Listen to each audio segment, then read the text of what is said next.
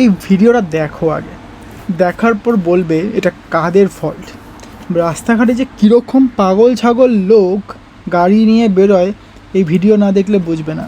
এখানে driving licence পাওয়া এত ডিফিকাল্ট, তারপরেও যে এই ধরনের লোক কিভাবে ড্রাইভিং লাইসেন্স পায় আমি নিজেই বুঝতে পারি না। আমি আজকে একটা বিশাল বড় অ্যাক্সিডেন্টের থেকে বেঁচেছি, বিশাল বড়। তো মানে এটা কীভাবে যে অ্যাক্সিডেন্টটা হচ্ছে তুমি কল্পনা করতে পারবে না। ইদার ড্রাইভারটা নেশা করেছিল, পরিষ্কার কথা, অথবা ও গাড়ি চালাতে পারে না, যে কোনো একটা। এই রাস্তাটা দিয়ে যাচ্ছি, দেখো রাস্তাটা ফাঁকা রাস্তা, কিন্তু এমন কোনো ট্রাফিক নেই রাস্তার মধ্যে। ঠিক রাস্তার উল্টো দিকে দেখবে, আমি বলবো একটু বাদেই বলবো, এই রাস্তাটা ক্রস করার পরেই দেখবে একটা গাড়ি পিছনে রিভার্স করবে, লাইট জ্বলবে রিভার্সের।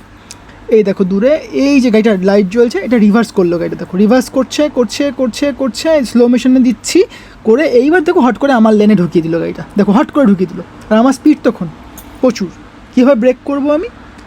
জাস্ট 1 ফিটের জন্য গাড়িটা বাঁচলো, জাস্ট 1 ফিটের জন্য। আমার ভাগ্যিস ক্যামেরা ছিল, যদি টাচও হয়ে যেত আমি ইন্স্যুরেন্স ক্লেম করতে পারতাম, থার্ড পার্টি ক্লেম। কিন্তু এটা তো একটা সিরিয়াস অ্যাক্সিডেন্টও হতে পারতো না।